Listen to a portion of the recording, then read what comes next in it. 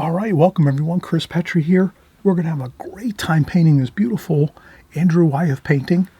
And essentially this is the style he painted, shore scenes, structures, houses.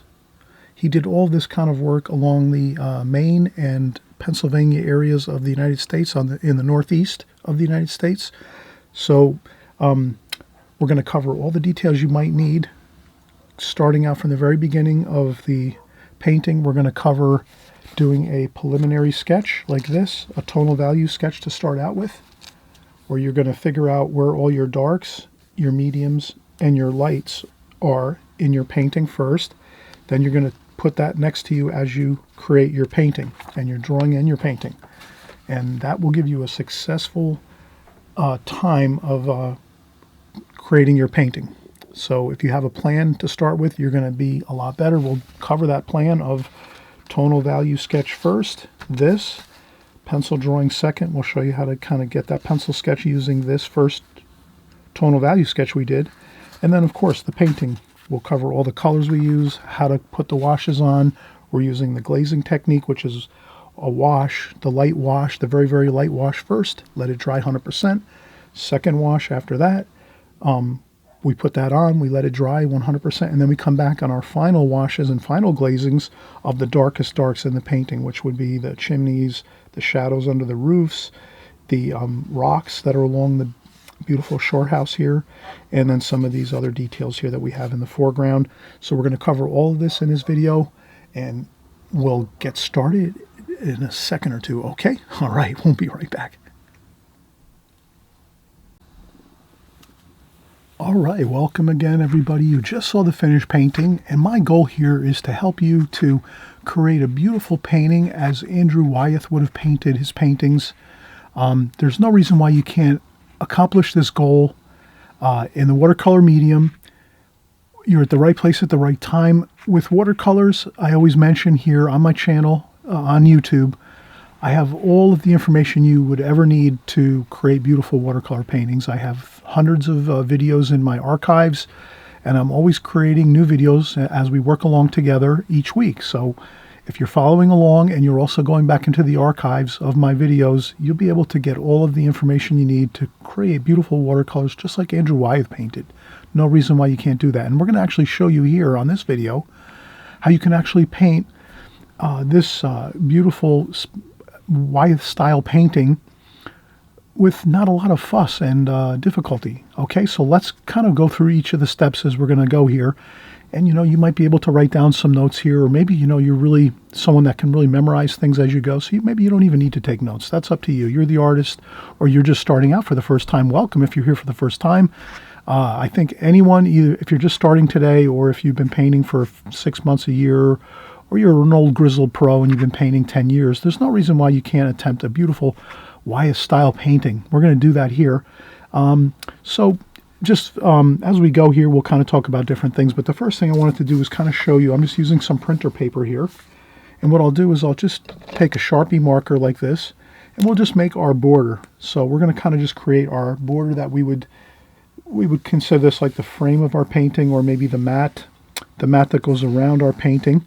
So we're going to have our basic dimensions of our paper like so. Then the next thing we're going to do is we're going to make some considerations as far as how are we going to break up the space divisions in our painting. So we wouldn't just go off willy-nilly and start creating a drawing without thinking about considering where the space divisions of our painting are going to be. Like, where's the main information going to be in our painting? So here, let's take a look and see what we're going to do. Let's consider our painting like three parts, 1, 2, and 3 vertically. So we're going to say vertically, let's kind of create thirds, 1/3, 2/3, and 3/3. And then you could even just over here make a quick note, 1/3, 2/3, and 3/3 going up the paper. So this is going to be our space divisions for our painting here. And then what we're going to do is we'll do a little bit of a sketching here to kind of get the feel of what we're going to do. And so here I'll do the top of the It's like basically a sand dune, a sand dune along the ocean. And then above here we're going to have our house. So we have a house along the beautiful shore here, like this. So we're going to just kind of have a basic kind of some roofs here. So we're just going to create some roofs. Nothing too fancy, just some roof shapes here, like this, like that. And over here we'll do some water. So this is going to be some water over here and some water over here, like that. So we want to see a little bit of the water, the ocean over here. So we'll create that. You could even have a secondary color. You can have a couple of there's, Sharpies come in like wonderful colors. You can purchase those Sharpie. Maybe I'll put that in the description. I always put my art supplies, just incidentally, I put my art supplies that I use, my own personal art supplies that I use all the time for my watercolors, my oil painting, all of my artwork. I put that down below because I've used it all and it works for me, and it's really good quality. So I would never kind of put some links to art supplies below if I didn't know they work really well. So anything I'm putting down below in the description box below, you might have to click the more button. Sometimes you have to click more information below in the description box, and that'll show you more information, and you'll see the links that I have to usually Amazon. I shop exclusively on Amazon. Once in a while I'll buy some other items from like Blick's or Cheap Joe's, but most times I do purchase from Amazon because they have mostly everything I would ever need for watercolor and oil painting. But we're doing watercolor painting here, but I'm using some blue Sharpie marker. And again, they have Sharpie marker kits that have like 20 different colors, so you can really have fun with the Sharpie markers and have all different colors that you might need. But I'll put some blue in here for the water, just to remind myself that when we're doing this sketch, I want to leave some water in my painting, in our watercolor painting. So let's remember that we want some water in this painting. And then as we move along here, we're just again doing a quick sketch to get ourselves kind of familiar with what we're going to need to do when we do our pencil drawing on the watercolor paper. So underneath here is the watercolor paper. This is Arch's rough paper. It's the orange cover. So if you're looking for paper, and again I have this down below in the description box, links to Arch's paper on Amazon. But basically this is like the top of the top-notch paper that all like professional watercolor artists will use. It's just great paper. It handles beautifully. I can't describe how phenomenal it is. You can just get so many effects with it. It handles, again, great when you're putting washes on. Gives you lots of working time, so you don't have to stress over trying to rush through your watercolors. If you have a good paper, you're using like an excellent quality paper like Arch's, you don't have to rush on your painting. When you're doing watercolor painting, you can kind of take your time more, because things are going to just slowly, the washes will dry slowly, so you have plenty of time to kind of work with all your washes on your paper. Just a little side note there. But in any case, okay, so we have the idea that we want to do a pencil sketch next, but we're doing this first on printer paper with some Sharpie marker, just so we have a little bit of a dry run first as we go. So then, now that we have our roofs over here, and maybe we'll use a larger Sharpie marker like this, and then we can just we're going to have some really, really good strong shadows under the roofs here. So I'll use the thick Sharpie marker here, like that. Okay, and then we're going to have fences here. We're going to have some wood fencing. So that's going to be like this.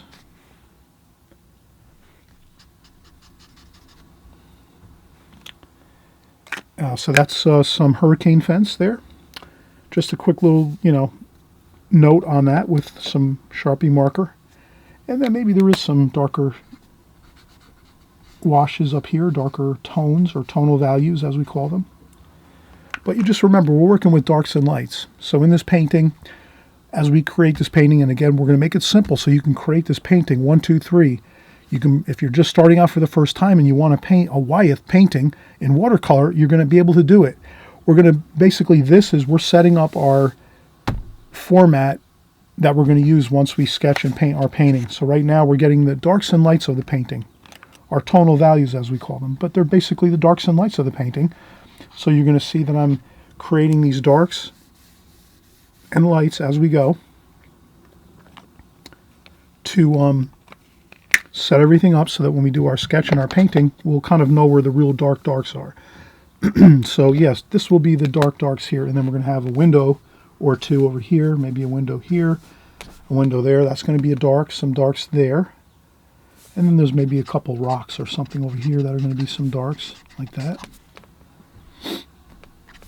Like that. And then might be a couple of dark bits over here. And then the same thing over here, a couple of bits of rocks and stones and things along the sand dunes. Or some dirt. And I think that's good. That'll really give us a basic light and darks of the painting, but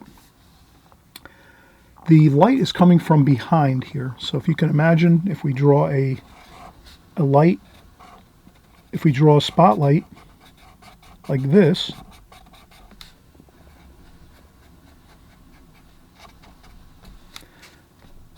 the light's coming from the back, behind, facing our face. So if you can imagine, the light, the sunlight is sort of in front of us, shining this way. So that's why we have some of these really, really darks here. And then we're also going to, if I can mention this, let's use a little bit of I'll use a pencil here, and we'll get some more darks on these roofs, because these roofs are going to look somewhat dark too as we paint. So I'll use some pencil here.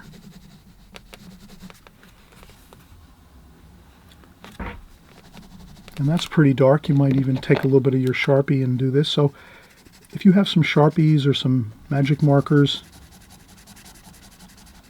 you can sort of, you can get these, some of these tonal values, these darks and lights in as you go. So here we're going to see that this is a dark too, this area of the roof. And then this here, actually, over here, this is dark over here. Like that. So this is really catching some really serious shadows over there. And then again, we're going to do some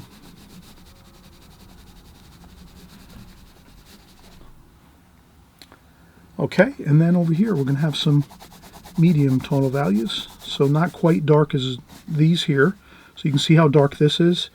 And then over here on the siding, this looks like clapboard siding along this beautiful ocean home. Along the coast here, right on the ocean. We have that. So basically we've covered what our darks and lights are going to be as we work from the top down here right now. So here we have the fence, the darks and lights of the fence. And then we also have a hill over here. There might be some medium tones over here. And then over here we have some grass and weeds and things like this. And then over here we have light sand. So we could tap on this and just say, okay, that's going to be the sand.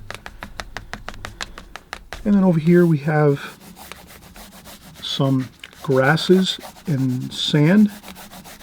And these sand and grasses are a little darker in tonal value. So we're just going to, again, note this on our sketch now. This is our tonal value sketch. That's what we can call this, really. It's basically a tonal value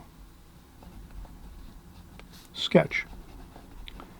And this is something you might do whenever you're starting a painting for the first time, especially when you're first starting out in watercolors or oil painting, whatever you like to paint.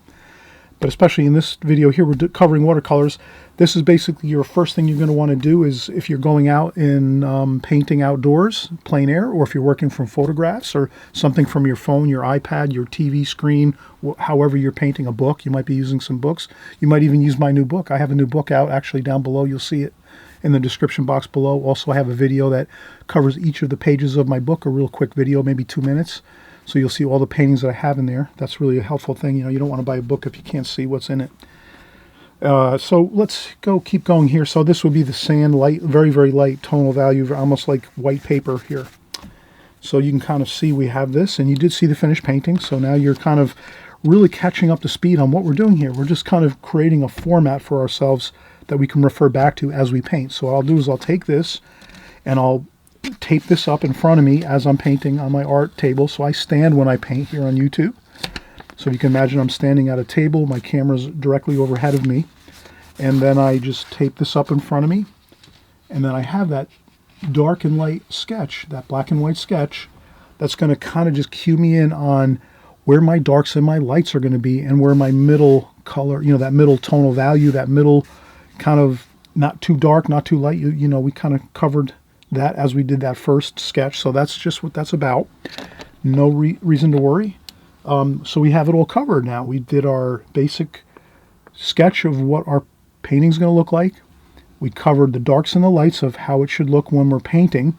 Next thing, all we have to do is do our quick pencil sketch to get the lines that we need in the right areas so that we can begin painting. And that's all really it is. It's a simple process like that. So you can figure your first process. We could even take our notes that we created, and we can just say our first process, our first step is our tonal value sketch. And that handles two key ingredients that we're going to need to focus on: the darks and lights of the painting, as well as the sketch, the actual drawing, what everything looks like, how the drawing should look. Once we have that, then we're going to go in and do the pencil drawing on our paper, watercolor paper. And the third part is the painting. So that's really it. So you can see, you will be able to quickly catch on to how you're going to start creating your paintings, your Wyeths style paintings. And you can go online and research all of his paintings if you want on Google. You can Google Andrew Wyeths, and you'll see all of his watercolor paintings. They're incredible. He paints, I guess, most times he's often painting very subtle colors where he's using a lot of like browns and tan colors, and using the white paper as well. So he doesn't do a lot of high intensity colors. Some paintings he does. I have to admit, I have seen some of his paintings he uses some high intensity colors, but a lot of times most of his paintings are kind of low key, with just very minimal browns, siennas, kind of earth tones. He uses a lot of earth tones in his paintings. You'll see that with some also counterbalancing with some cool colors, cools, the blues, the purples. And that's what we're going to use here. But okay, all right, let's keep going here. But let's take a break first. We've been going here, oh my gosh, we've been going here for like 15, 20 minutes already. Okay, so we'll be right back, and we'll start the sketch, the pencil sketch, and then we'll get right into the painting. Okay, so we just took a quick break. I often mention, please take some breaks as you work. A lot of times it helps when you come back, you feel a little more refreshed, and you can you think a little more clearly, and maybe think of a few things that you maybe didn't think about before, some considerations as you're working on your paintings and your drawings and so forth as you go. But in any case, let's keep going here. So I did want to mention that the 3-step process that we are using is, one, we created this tonal value sketch, which you can see here, the darks and lights of the painting. You can do this with any artwork, any paintings that you might want to work on. Second thing, we're going to work on the pencil drawing next, which is we're going to use this as kind of like a little bit of some notes for us as we do the pencil sketch next. And then, of course, the final part is doing the painting itself, creating the painting. So I'll take this again, I'll put this and set this up in front of me here on my board in front of me. I have a little note board in front of me that I have some, I pin things up on my board. Okay, and then what we'll do is we'll get our pencil here, and we'll just sketch in what we're going to create as far as our drawing, which is going to be the same as the tonal value sketch. So again, we'll do the same thing. We're just going to go thirds, 1/3, 2/3, 3/3. So we have 1, 2, and 3 3/3. We're going to the space divisions like that, like we said. And then the first space division again is going to be the kind of like the darker grasses and things like this in the painting. So these come across this way. And then we'll put little indications of some weeds and grasses and things.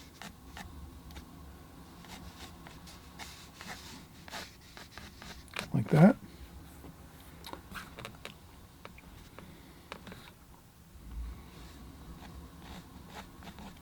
You might keep most of your grasses going in one direction. So maybe we'll keep them going sort of this way. So Most of the grasses and weeds and things are going to go this way.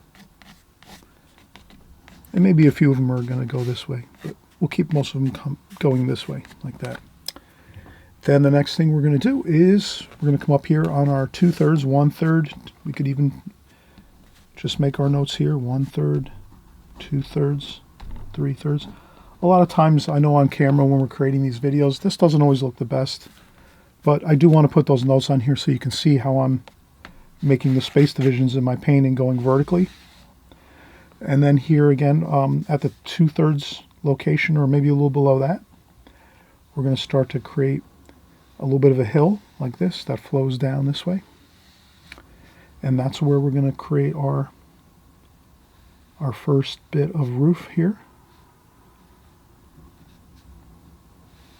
Like this. That's our first building with roof. And then our second rooftop is over here. It's a little bit lower, just above the roof eaves here. And then here we're going to go up with another section of roof here. And these two are pretty much even as far as the eaves of the roof here, like this. Like this here. So you're just going to want to keep these level this way, your roof. You can also use a ruler if you want to, and even sometimes a T-square ruler can really be helpful. If you, I think I have one maybe in the art supplies below. In my art supplies list, I might have a T-square ruler, but these T-square rulers are really good. You could set them down and rest them on your tape or your border that you've created and keep them kind of square, so your lines will be level across this way for your roofs. But you could also use something like this, like a ruler, just to kind of keep your ruler straight. Like you don't want to have your roofs like this or like this. You want to kind of keep them straight. So that's, you can do it with a ruler, just a little bit of a sketch. First, maybe you do a light line, and then you can get a little bit of a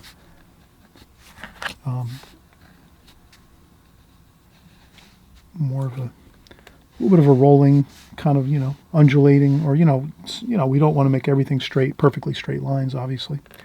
And then this here's the wall coming down here. So we have all that. And then over here again, we wanted to make our ocean. So that's some ocean over here. And these are sand dunes here along this beautiful house along the shore. Then over here we have our hurricane fence. So all we're going to do is just make some pencil sketches just to note on our paper where those fences are going to be. And I think we're going to stop there with our fence so that we're able to see the ocean over here. I'm going to leave the fence there. So I'm going to stop the fence there. And incidentally, Wyeth actually painted in two locations. In Maine and also in Pennsylvania, Chaddsford, Pennsylvania, and Cushing, Maine. Those were his two, I guess, places that he lived. So he would always, do the majority of his paintings there. So that's when you're looking at his paintings, you'll kind of know where he was painting. So it's more or less the East Coast of the United States. The Eastern United States, the Northeast. And I've traveled to all these areas, a lot, as, I've grown up in New Jersey in the United States, so Pennsylvania and Maine are very close to where I live, and I've traveled to both locations a lot over the years, and I can tell you that the areas are absolutely beautiful. Lots of farms, and of course on the East Coast you have tons of coastline, beaches, and gorgeous lighthouses, and all kinds of awesome things like that. So we'll do more of those paintings in the future. So let's keep going here. Again, we created the fence here, the hurricane fence. The buildings, the roofs. Maybe we'll have a couple chimneys. Let's do a few chimneys. And there's another chimney over here, I think. Like that. And then this over here is our... And you can shade in some areas are really, really dark so that you can kind of just notate it. But since you have your sketch that you already completed, which we did, you'll have that in front of you. You really don't need to do a lot of this shading with your pencil, but you could just add a few areas And then, of course, we're going to want to make our windows over here, just to have a few notes on our paper. So we can kind of, there might be a door over here. And there might be another window over here. And I think that's all we really need. I think we're all set. We have our pencil sketch now completed. Maybe I'll make a few more notes. There might be some, there's a little bit of some grass and dirt and things over here that sort of kind of flow over into this fenced area here where the hurricane fences are. And again, we had some, just some basic markings with our pencil to kind of get everything in. And we're good. Let's actually take another break. We'll get our brushes together. I'm going to gather my brushes that I'm going to use for this painting. I think we're only going to use maybe 2 different brushes, possibly 3 at most. And we have our paints pretty much set here. I think I might add some cerulean blue. A friend of mine just sent me some cerulean blue in the mail. One of our YouTube artists sent me a gift package of paints and papers and markers and all kinds of cool stuff. So, yeah, I think this is the tube of paint I just received. And I'll put some of that cerulean blue there. These are the really nice large tubes of watercolor paint. I try to buy these large tubes any time I can. And I keep them in a plastic bag next to my art table. And maybe I'll just spritz some water on here on the paints to get them prepped a little more. But that should be plenty good. All right, so I use a Holbein water spritzer bottle. I have that again in the bottom, in the comments section. Again, I put all my art supplies down below, just in case you are shopping for things and you want to get what I'm using. You know they're going to work good. I'm not going to put anything on my art supply list that doesn't work really well. Everything works really well. It's good quality. And you can shop around too. You can find some good deals, maybe some better pricing. But you always shop on Amazon again. So everything is down below that you might need. Okay, except for maybe the paints. I don't know if I have the paints in there, the watercolor paints, but I'll have to put that in the comments section below too, the paint colors that I use, and I'll put that in there eventually. All right, so let's take a quick break. We'll come back and we'll start to develop the painting now. And it's, again, we've a lot of preparation before we do the painting, and that's going to make your painting be successful. If we just pick up brushes and paints and we don't think about some considerations as we're going forward with our painting and the design of our painting, that can be like, that can be really a problem. So that's why I always kind of share with you, like, these are the kind of the real good fail-safe steps you can use as you're creating your watercolor painting. Even if you're just starting for the first time, you're going to have good success right out of the gate, right out from the start, if you're just kind of covering these few steps again. And we did mention that the steps were very kind of straightforward. We just want to create a tonal value sketch, which is the light and the darks, which we did here. So this is what we did here, the lights and the darks of the painting. We just created the pencil drawing, and we used this as our guide for our pencil drawing. So we got this done correctly first when we did our drawing, and then now we just covered, we just created that same layout, that same drawing we derived here on this paper from this that we have across from us here set up. And then of course we'll do the painting next. So all these things are, again, really going to help you as a watercolor artist, or if you're just starting out and you want to just create a few fun paintings. I think you can do it with no problem. So let's, again, take a break, and we'll come right back and we'll start painting.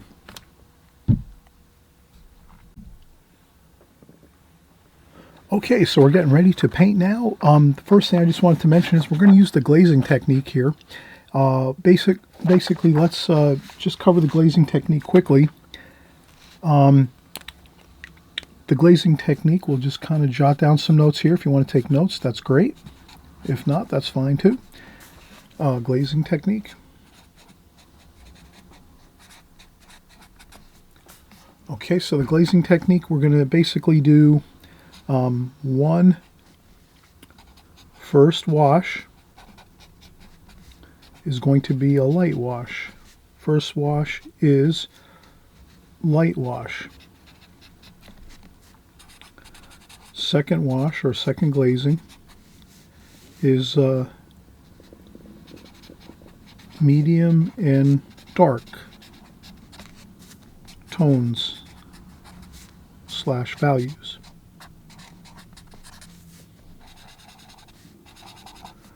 So basically the glazing technique can be really simplified by just saying your first wash that you're going to do is going to be your light wash. It's kind of like a, you're going to kind of like tone your paper with some light color, the underwash.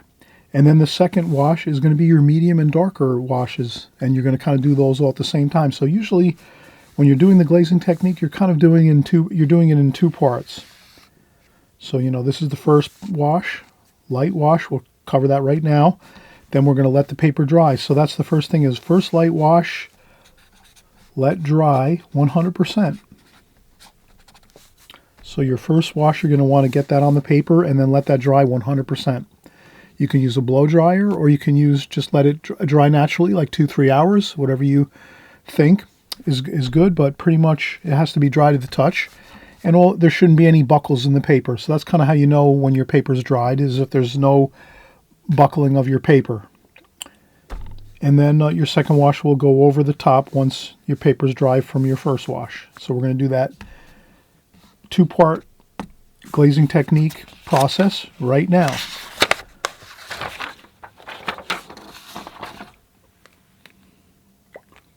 Okay, for this painting, Wyeth used kind of like a peachy kind of color, orangey red, peachy kind of color for the whole first glazing. And then on top of that, he used more, warm and cool colors. So what I'll do is I'll get some fresh, clean water in my water bucket. I have a few water buckets in my, in the description box below. Again, I have all my art supplies, but I'm using a water bucket, collapsible water container. Fresh, clean water when we start out, especially if we're doing a light wash on the first glazing, the first wash. And then I'm using a number 30, Da Vinci number 30 flat brush, which you can see is very, very thin. You can kind of see how thin that looks, right? This is actually a oil and I think when I purchased this, I thought it was for watercolor, but actually it is. You can use it for watercolor. Obviously, I'm using it for watercolor. It's fine. But I think it actually is a watercolor and a acrylic brush. But that doesn't matter. This is a synthetic hair brush, flat brush, and it works great for watercolors. So I use it, and I think it's in the description box below.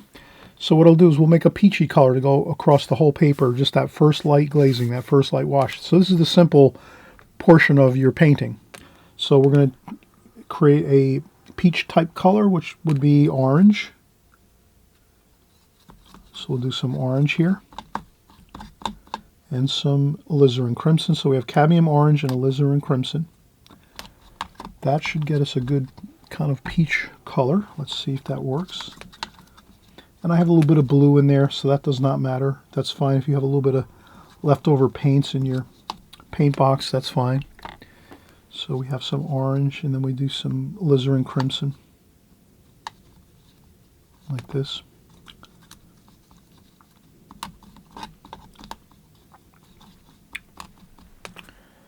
Okay, so that's sort of like a peachy color.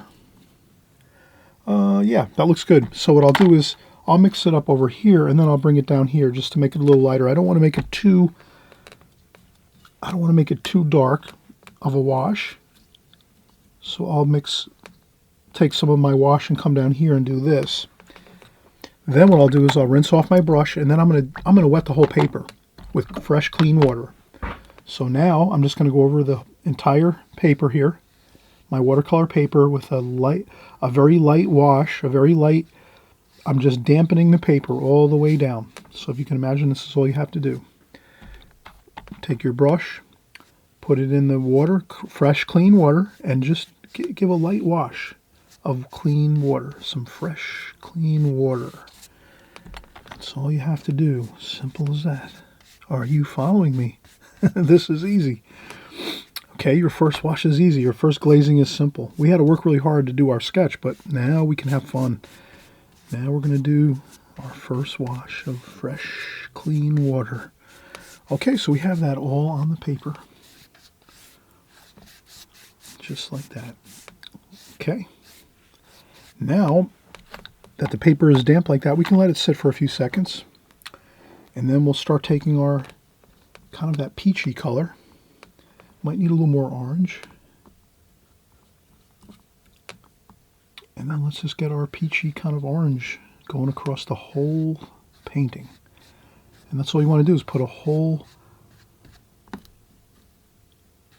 wash across the entire painting, like an underglazing. We could call this an underpainting, an underglazing of that peach color. And that's going to be like this color of the sand. It might have a little bit of yellow in there. Maybe we'll put some raw sienna in there. So maybe I neglected to add a little bit of the raw sienna, which is kind of a gold color. So I'll just mix that in.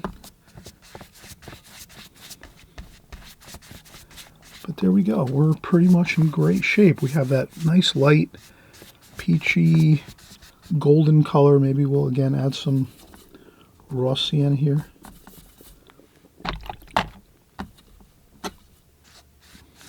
Just like this. And if you cover that whole paper just like this, and the last bit of brush strokes I'm going to do are all horizontal like this, right across the whole paper. And that is it. That's all you have to do. Now at this point, all you have really, the next step is just letting this dry. Watching paint dry, as they say. And what you can do is you can also take some paper towel and kind of like mop up any water puddles that are flowing down to the bottom of your paper or on the sides of your paper. So I'll use a paper towel just to lift up some of the excess water. If there's any, you should have not too much water left.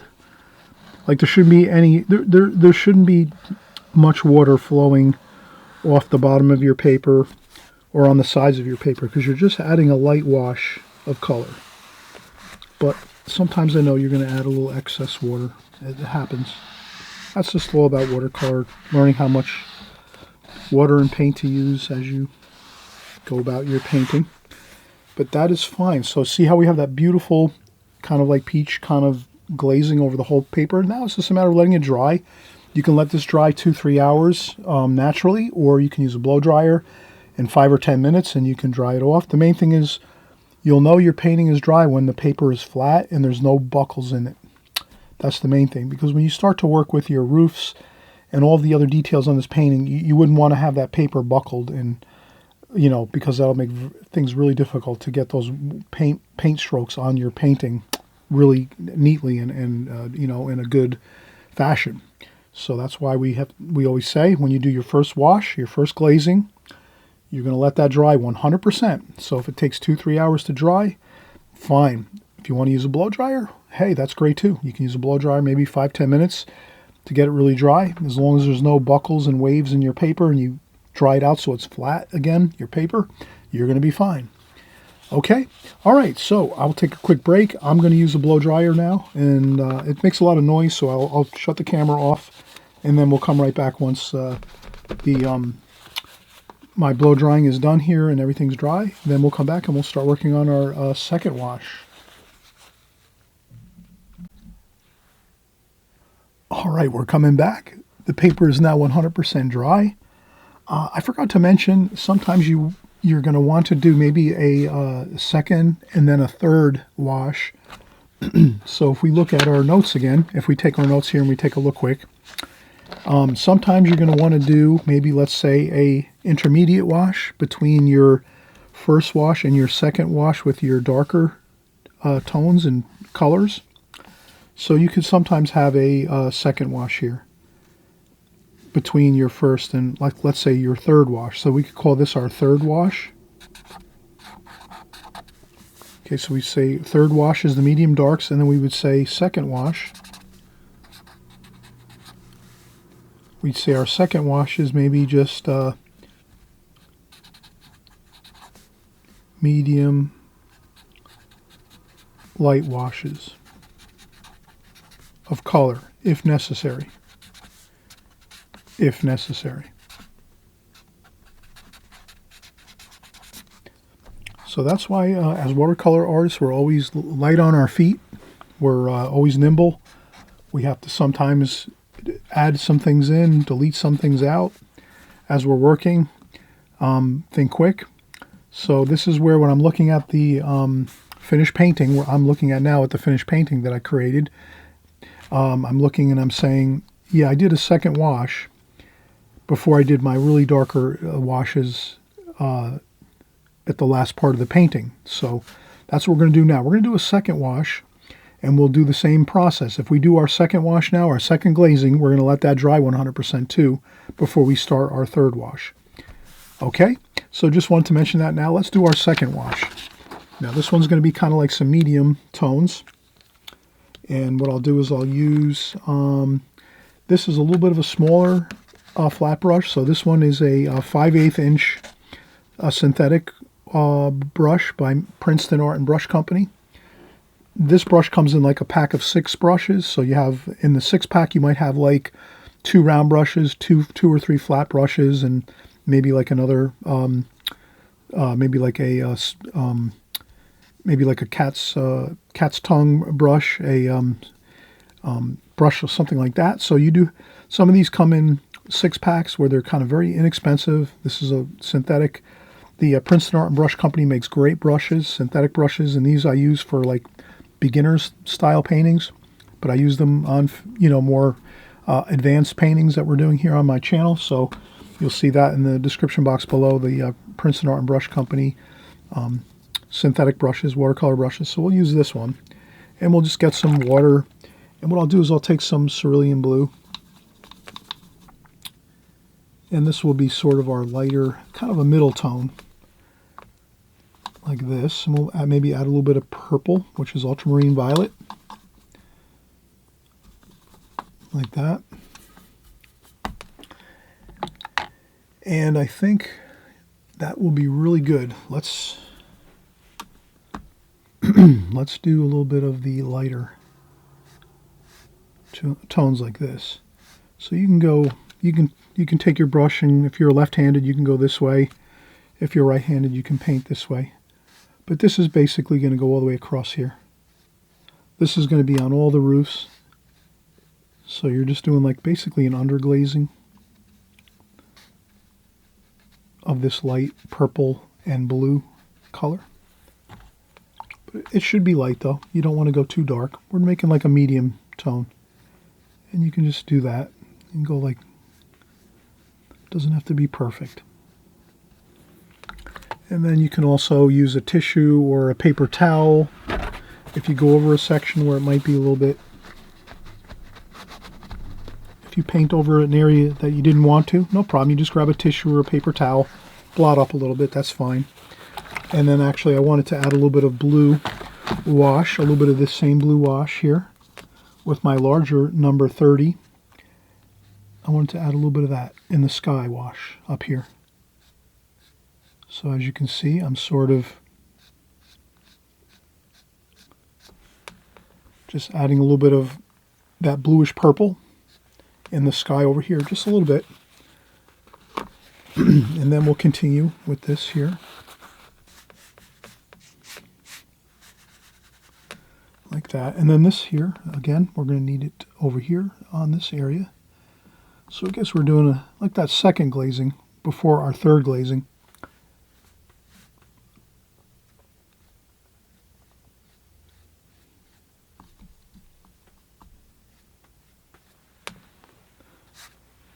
And as you can see, nothing too fancy. We're just covering the areas of the roof and the buildings, the house here. This is a beautiful shore house here. So we're doing that. And then we have a little bit of this here, a little bit of glazing here. Let's do a little bit here, just on the, like this here, cross that way. And then over here, let's do some here. We're going to do some light wash over here, under painting, even more under painting. You can kind of flow this way if you want. The wind's kind of going this way. So the wind is kind of coming off the ocean this way. And we're going to do our grasses and our weeds this way, flowing this way. So if your brush strokes can go this way too, that's even better yet. Have everything kind of flowing in the same direction, your brush strokes. You'll see it actually. It might not seem like a too important of a factor right now as we're painting, but you'll be surprised if you add some of your brush strokes and you keep them going in the same direction like this. And here too, if you can. You will notice that it actually does make a difference when your final painting is completed.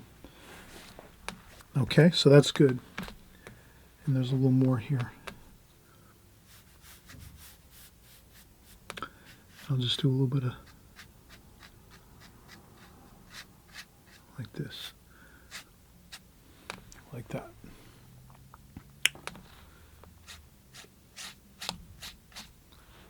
Okay, that looks really good. I think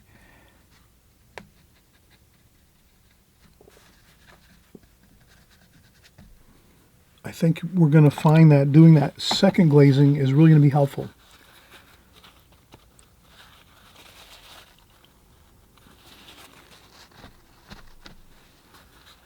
Okay, now what I'll do is the same thing I did before. I'll let this dry 100%. So what I'll do is stop the tape quick and wait for this to dry. I'll use actually my blow dryer, so that'll only take me 5-10 minutes. So I'll get a little bit of a breather. I'll sit down. I stand when I paint at my art table here as I create my videos. And so I don't know, maybe you're going to be sitting down. Maybe you sit while you're working and when you're doing your watercolor paintings, or maybe you stand too as well. Maybe you work at your kitchen table, or maybe you work on an easy chair with a stack tray, or maybe a small table. I don't know how you work, but I'm sure all of you have great setups and wonderful setups that you use for your painting at your home, in your studio. So, but I'll take a quick break again, and then we'll come right back, and then we're going to get into our third glazing, which is going to be the dark darks of the painting and the final details. So we'll get into that next. And again, you're well on your way to creating a beautiful Wyeth painting. Right now, you're kind of, rounding the clubhouse turn. You're pretty much going to be close to the finish line here right now as we go. The darks are going to be that last finishing kind of bit of details that you'll do on your painting that'll just put everything together. It'll kind of just cohesively bring your painting to a beautiful conclusion.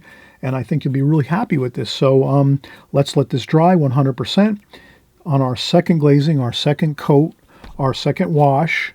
And then we're going to come back and we're going to do that third glazing, which is going to be the dark darks. Okay, so we'll come right back and get started with the third glazing. All right, so we're now at our point where we're going to do our third glazing, our third wash. Basically, we're just going to put all the darker tonal values, the dark darks, in the painting. And again, this is where when we started out doing our first tonal value sketch, we kind of worked out where those darkest darks were going to go. Through here, underneath the roof eaves, a little bit on the roof here, along here, a little bit on the sand dunes over here, on the fence. We're going to have some dark darks on the fence, the hurricane fence, and then we'll have a couple of darks over here and here. So the darks are going to be like the least most common kind of like feature in our painting here, on this painting in particular. So we're going to have more lights. As you can see, the sky is light, the sand through here is very light. Then we have some medium values here too, some medium tonal values, and then the darks are just kind of a little more sporadic. They're not as much. So that's a good kind of pleasing composition. Wyeth was, again, the master, one of the giants of watercolor through our history in America for watercolor artists. So let's put that across from us again. We'll get a little spritzer on our paints, and then let's get some more colors mixed up here. So what I'll do is I'll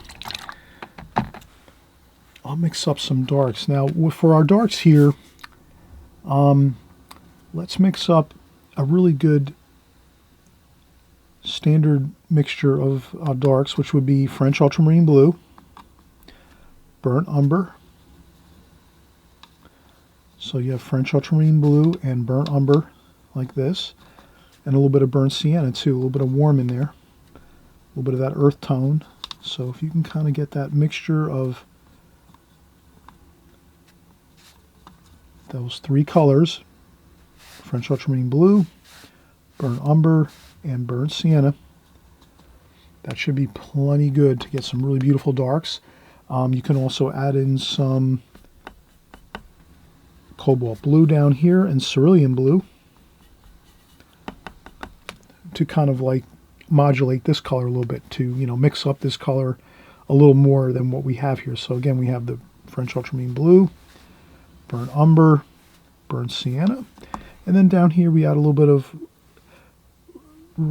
cerulean blue and cobalt blue. And between these 5 colors, 1, 2, 3, 4, and what do we have here? Yeah, 1, 2. So 1, 2, 3. So 1, 2, and 3. French ultramarine blue, burnt umber, burnt sienna, cobalt blue, cerulean blue, and then even a little bit of ultramarine violet, a little bit of that purple. So we can even add that little bit of extra, like that. Okay. So let's see how this works out now. We're gonna, now as you can see here, this is not puddly color here. This is really straight tube paint. Can you see that? You can see it. There's not big puddles of water in these paints right now because we're doing the darks. The darks are going to be essentially, really, when you think about it, they're going to be basically the straight tube, the soft, moist tube paint on our palette here. That's going to be the darks. So if you were to add a lot of water to any one of these colors, it would be too light. It would not really be a dark, really. So when you're creating your darks, always remember you're going to use almost no water. You're just basically going to use almost straight paint, and that'll get you the darks that you need. So let's come over here, and I'll start from, I'm right-handed, so usually good rule of thumb, you could write this down if you want to, just a little note if you want to. You're the artist, you're going to, make some notes if you want to, or you might just, you have a great memory, you don't need to write anything down, that's fine. I know a lot of people like that I work with sometimes. They don't need to write anything down. For this here, we will notice that if you're a right-handed person, when you're doing your paintings generally with watercolors, you're going to want to work from left to right like this. And what that does is it gives you a really good advantage. You're not going to be leaning into any of your paint as you're going across the painting. And if you're left-handed like this, well, then you'd work from your right side of your painting and work over to your left. This way you're not leaning into any of your paints, if that makes sense. So here, if I start as a right-handed person, I start on my right side. I start on my left side of my painting here, and I work this way. And this way I'm not going to have a problem with leaning into my paint, because everything's going to be like so. Okay, so there, let's do that. And let's get this chimney there. And then now at this point you could, while using this flat brush, you could also implement a round brush, which I will do here. And this is a number 8 travel brush, Kolinsky Sable travel brush, which is made by Da Vinci. And what I do is I take my brush, I add some water to it, I dampen up the brush, and then what I do is I just sort of dampen up the paper up here, and then I add some, I noticed that I could use a little bit of alizarin crimson here.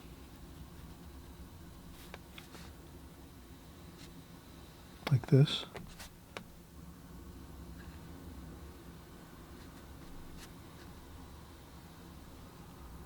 And I smooth out that dark like that.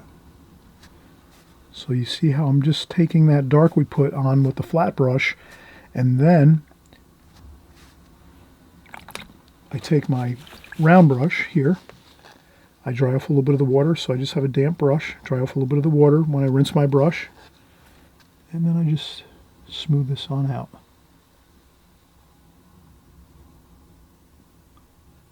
And look at that, we have a really good wash for the roof there.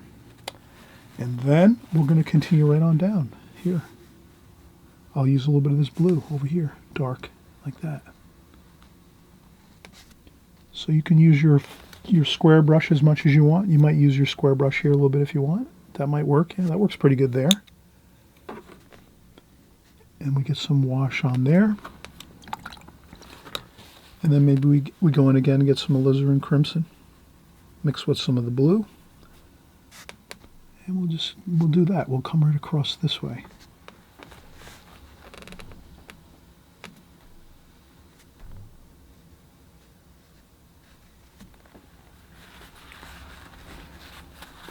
And I think we're coming along really well. If you want, sometimes you can use a tissue or a paper towel and you can blot up a little bit of color if you think you want to lighten up an area that you might have went a little dark on. You can do that. You see how I did that? I just take the paper towel and gently blot up a little bit of the wash, not a lot. I wouldn't press hard. I'd press lightly, and you can kind of lift up and make a little bit of a light there. That's a really good technique to use when you're doing watercolors. And then over here, we're doing the same thing. We're going to come over here and just do our darker dark over here. And I'll rinse off the brush, dry off a little bit of the paint.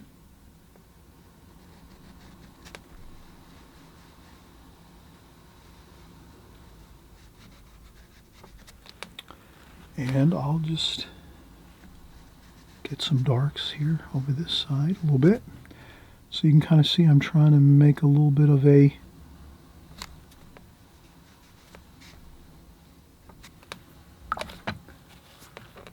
blues. There's a lot of blues in this. I see the roof colors like that.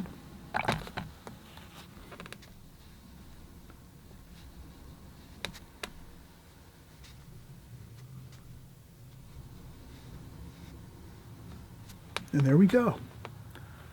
Looks good. Now, we're really coming along well here. We have our rooftops, our roofs actually in place. Let's maybe use a little bit of a dark here for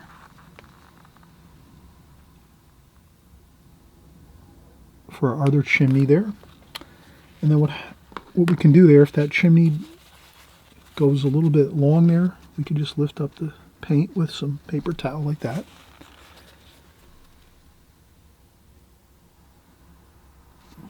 There we go. Now, we're going to want to add in some really dark darks here. So we're going to use our super dark darks, which is our French ultramarine blue, burnt umber, burnt sienna. And now we're going to go in with some really good super darks under here.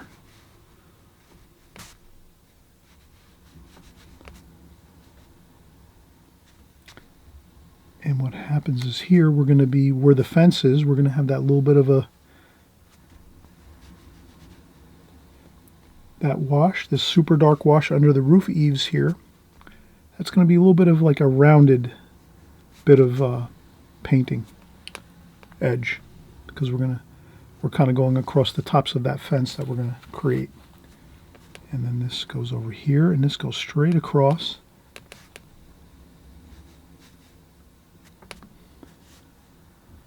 There's some really good strong darks under here, like this. And then like that.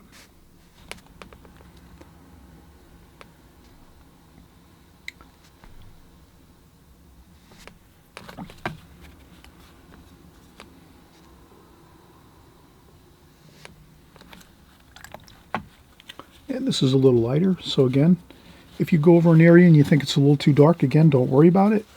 Take a little bit of a tissue or a paper towel and just lift up a little bit like this. And there we have it. And you can go back in and get some more darks and just maybe get a little bit of a line there, a little bit of a dark there, like that. Now, let's see what else we have. We have some more over here. I'll rinse off my brush again, dry off a little bit of the water. See, the key is, if you can always have a tissue or a paper towel on hand, what you can do is you can rinse off your brush and then dry off a little bit of the water on your brush on a paper towel or tissue nearby, or even a sponge. You can keep a sponge on your table that you're working with. And then what that does is it keeps your paints from getting all watery and puddles developing in your palette. Because remember what we said, when we're doing the darks now, we want to keep all of our paint dark and basically fresh squeezed to paint in our palette. We don't want to have puddles of water and puddles of colors with lots of water in our palette. We want to keep it really, really pretty much just straight paint. So you can kind of see this is pretty much straight paint we're using right now. And that's what you want to do when you're last glazing. So here we have the dark darks. We'll keep working those. And then we have some more dark darks here.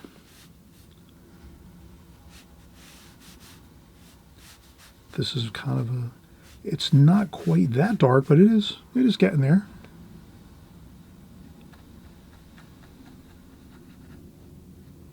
So we're going to do that over here on this portion of this house. Okay. And we'll tie these together a little bit over here.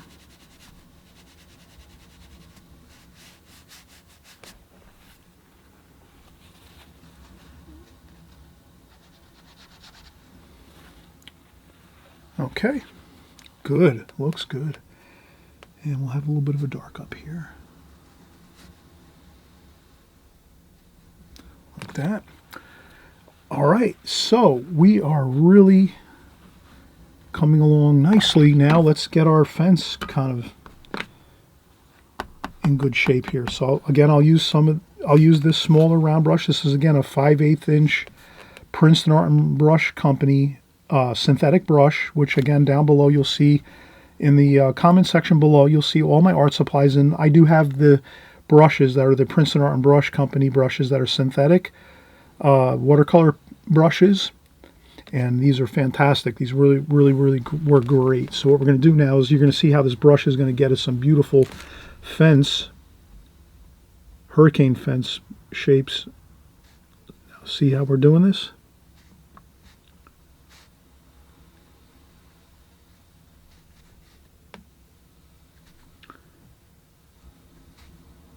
So I'm going to do some darks here.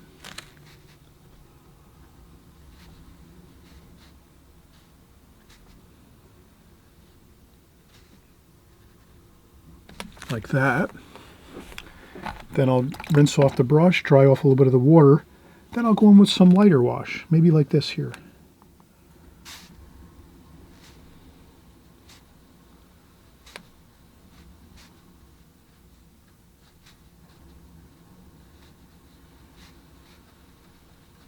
Like that. Then I'll maybe mix in some warmer colors. Let me do that. Let me add a little bit of the gold. I forgot to mention that too. Kind of always try to get some warm and cool colors. When you're working with your watercolors, try to always have some warm and cool colors. And you know, that would be like, your warm and cool colors would be basically, all your warm colors are over here. Your reds, your yellows, golds, greens are sort of cool.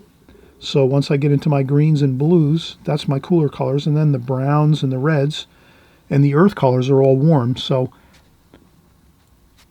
just a good thing to remember is if you can kind of mix your colors and have them warm and cool all the time as you work your paintings, you're going to have a really nice effect. And so then this here we can kind of, these are a couple of happy hurricane fence posts over here, like that. And then we're going to take some of those dark darks again, and we're going to come over here and just sort of get a little bit of a bit of dark here, like that. Then let's come over, and then we're going to do a quick little bit of cobalt blue, and we're going to want to create some watercolors here, which is blue. That's the ocean. Let's get that in there, just like that. Not a big to do, just get that little bit of ocean color in there. That's a happy ocean color, and that's going to just kind of light up this side of the painting over here with that bit of water color, that bit of the ocean color. And then we can add just a little bit of warm colors, earth colors to that. So it kind of blends in and ties in a little easier, like that. maybe a little bit of blue over here. Like that. Okay, so you already see things are really coming along nicely. Let's do a few more darks over here. French ultramarine blue, burnt umber, burnt sienna. And I noticed there are some darks over here, over this way. And these are some rocks, some beautiful dark black rocks over here along the house. Beautiful house along the shore. And there's some gorgeous rocks, natural rocks that are found along the ocean areas, the coastal areas. There we go.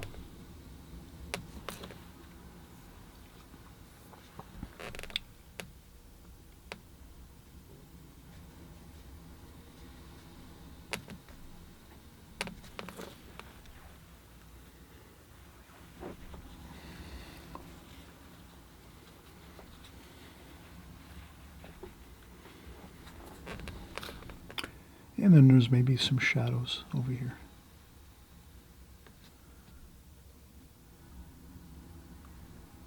For the chimneys. Again, we said the light's coming from in front of us, this way. So this would be the shadows in front of the chimneys, like that.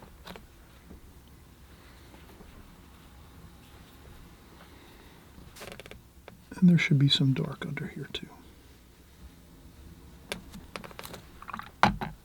And some warmth too. Let's add some warmth into that. Some raw sienna.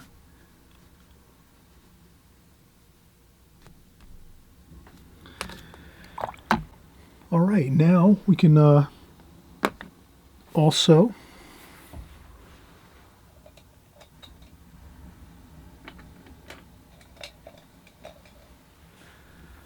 I have another Princeton Art and Brush Company paintbrush. And this is another flat brush, smaller, even yet. This is a number 6. And what I'll do is I'll take that number 6. And again, all these art supplies are in the description box below. And we'll make our windows over here and our doors. So we're just working our windows and doors over here. Just like this. And there's another window up here, like this. And there's another window over here. And I think there's a door somewhere over here, but I don't think I'm going to worry about that. Maybe we could put a door over here, just back over here. Like that. And what do we have next? I might blot up a little bit of paint over here, like that. What else do we have? All right, we're coming along nicely here. Let's get some more raw sienna over here. And then I'll just take my, again, we're using the number 6 flat brush, Princeton Art Brush Company flat brush. And I'm just going to get a little bit of that goldish, maybe we're going to introduce a little bit of green. Raw sienna and sap green, maybe a little bit of olive green.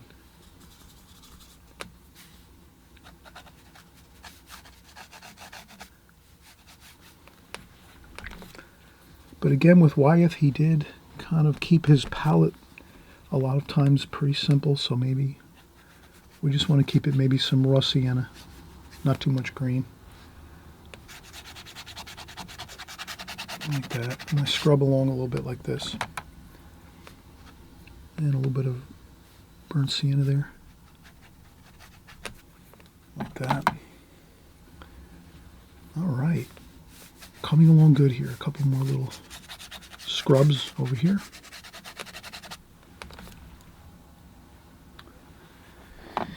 And what else? Let's keep working over here. Let's get some, I'm going to scrub in some shadowing there.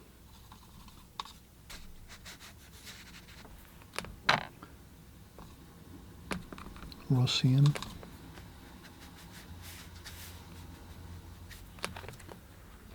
Like that. Maybe some darks.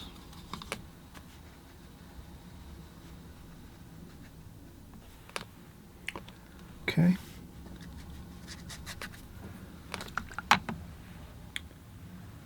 And then I'm going to shift back over to my number 8 round brush to get some of this wash in over here. I might even use the 5/8 inch flat brush here to get some of these raw sienna, raw umber.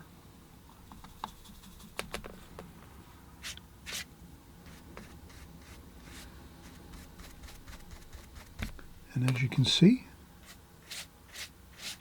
I'm going this way.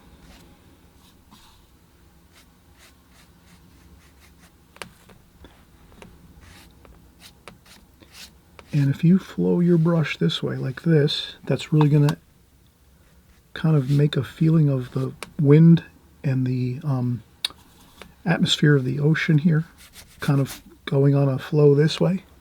And that could be a really good raw umber, raw sienna, a little bit of cerulean blue.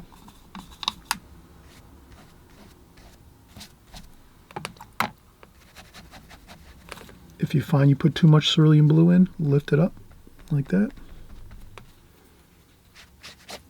Rinse off the brush, and then just go back in and get more raw umber and raw sienna, like that.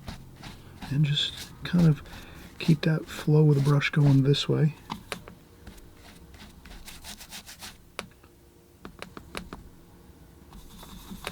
And these brushes, incidentally, are really durable. The synthetic brushes, you can really scrub your paper like this, like we're doing now, and it's not going to hurt the brush in the least. Like that. And I'm trying to get all of my areas along the tape. I put tape on my watercolor paper and make a border around my watercolor paper all the time with tape. Artist tape or painter's tape.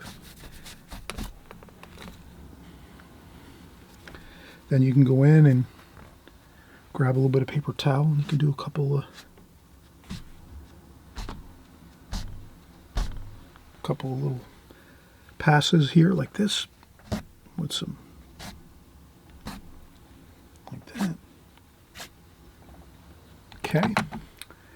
Then a little more of those darks. Burnt umber, burnt sienna, French ultramarine blue. And we just have a little more of the darks, maybe over here, a little bit extra. A bit of dark there. And a little bit of extra dark there. So we're just going to try to make some bits of dark. There's some extra bits of... I just take a little bit of the brush and kind of do a couple upstrokes like that.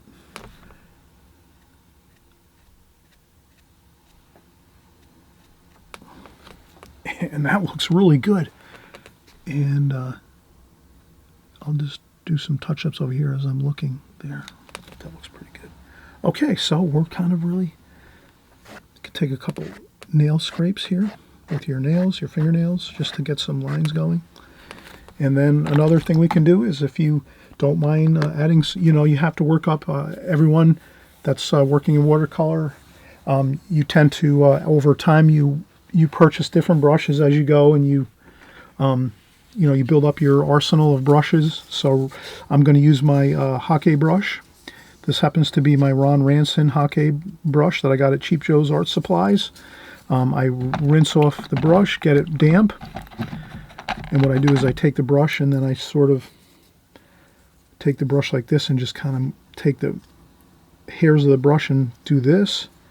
And then I come over here into the palette and I just get some of that color. And then you just do a couple of little bits of grass. But like we said, everything's flowing this way, so I would do the grasses like this. So you can kind of just do some quick, like that.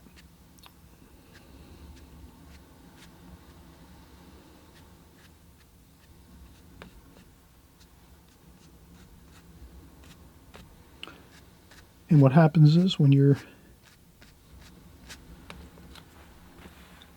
you're doing your details like this, it really enhances the foreground to make the foreground look really, really good. So that's good.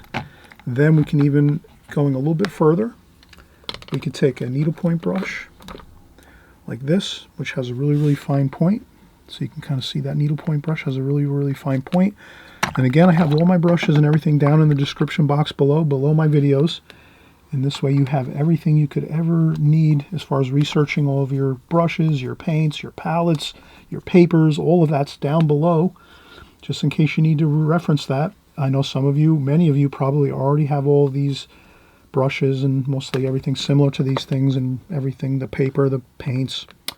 But some of you that are just starting out, you're going to maybe need a little bit of time to build up your arsenal and kind of get all your art supplies and things together. And so you go a little bit at a time, but now you'll see I'll do my fine calligraphy right now.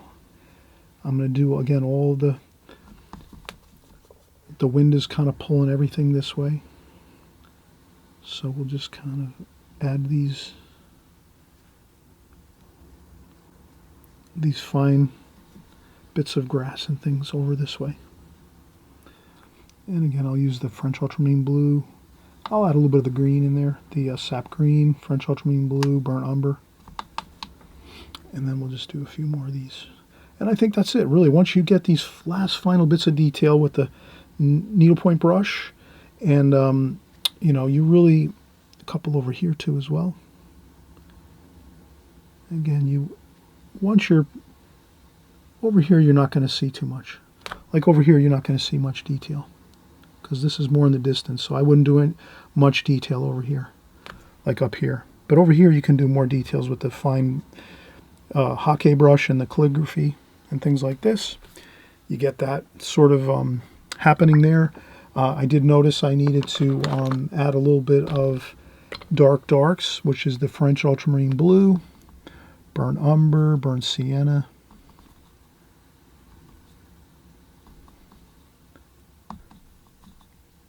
So I try to get those three in, and I just needed to get this over here. This is this side of the roof over here.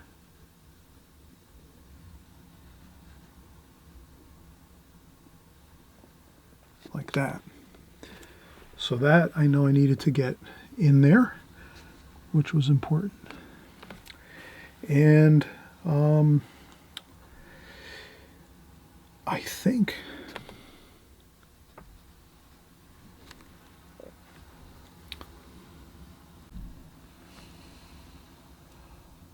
all right, so now as we're finishing up, I did notice that my camera did shut off while I was working, and I didn't even realize it. Sometimes my camera does shut off, it overheats a little bit. But nonetheless, let's zoom in just a touch here.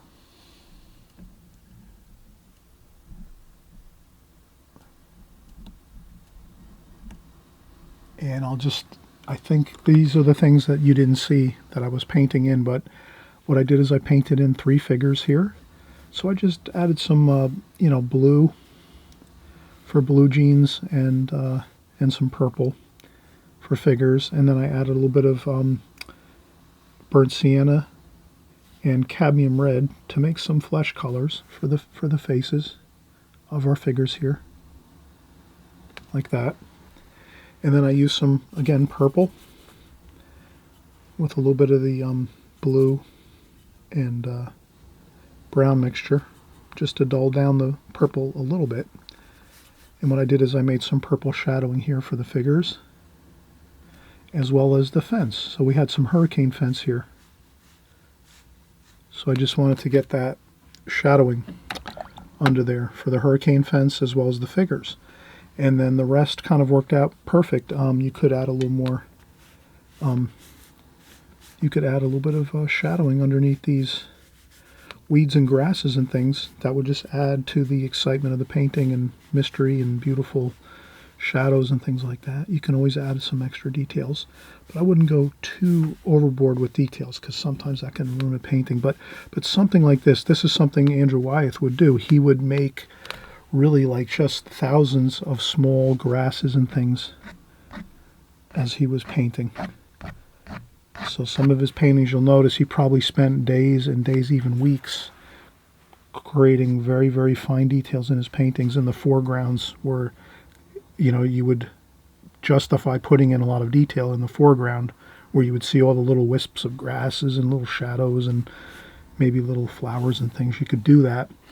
Once you get further into the middle distance of your painting over here where the building is, the beautiful shore home here, and the fence and all that, you wouldn't see too much detail there. But again, Andrew Wyeths never shied away from putting in lots of details in the foregrounds of his paintings, actually. And again, he probably spent weeks and weeks a lot of times. You can check out his paintings online and see the great details that he would put into his paintings that made him the great painter that he was. So we could also just here, we can isolate the painting by lifting up our tape. And this kind of just borders the painting beautifully, makes a nice crisp edge, almost like a mat. Before you frame a painting, usually you put a mat around it, not always. And then you can kind of see how it looks a little bit with, we lift up the tape and we go back a little bit like that. So now you can see how the painting looks, and you can even imagine a beautiful gold frame around this, like a nice kind of ornate gold frame might look really beautiful with some of these paintings, especially Wyeth's paintings, where he has more of a limited palette and he doesn't use a lot of colors. You know, you can kind of get away with a really fancy ornate frame. It wouldn't hurt at all. But that's framing, and maybe we'll do some framing videos eventually in the future. Maybe you'll thumbs up and let me know in the comment section if you want to do some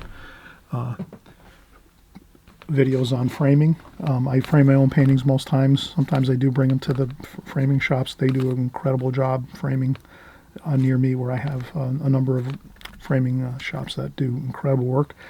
But sometimes I do my own framing as well. It depends.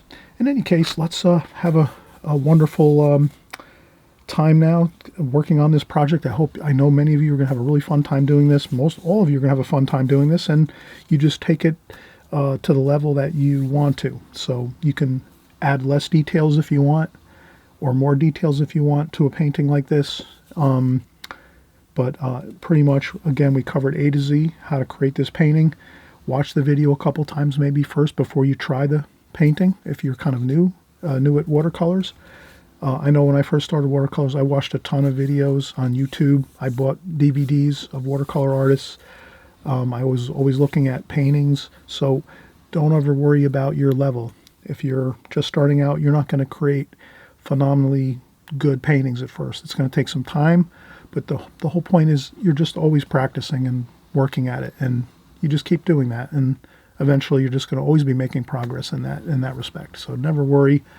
If you have some problems, you start another painting. You just take your paper, flip it over on the other side the next day, and start another painting. If you have a problem with your painting that's too difficult that you can't repair it, a lot of times I always suggest just paint the whole painting all the way through. If you run into problems in the middle of your painting, don't worry, just keep going.